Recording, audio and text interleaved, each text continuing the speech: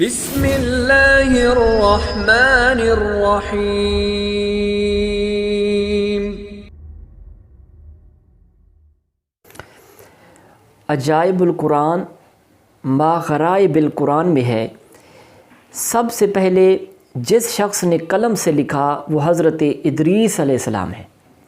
کپڑوں کے سینے اور سلے ہوئے کپڑے پہننے کی ابتدا بھی آپ ہی سے ہوئی۔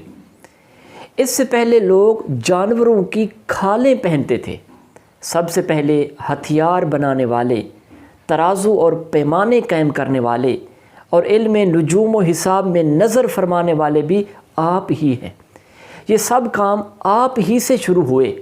اللہ تعالیٰ نے آپ پر 30 صحیفے نازل فرمائے اور آپ اللہ تعالیٰ کی کتابوں کا باکثرت درس دیا کرتے تھے، اسی لیے آپ کا لقب ادریس ہو گیا، اور آپ کا یہ لقب اس قدر مشہور ہو گیا کہ بہت سے لوگوں کو آپ کا اصلی نام معلوم ہی نہیں۔ قرآن مجید میں آپ کا نام ادریس ہی ذکر کیا گیا ہے۔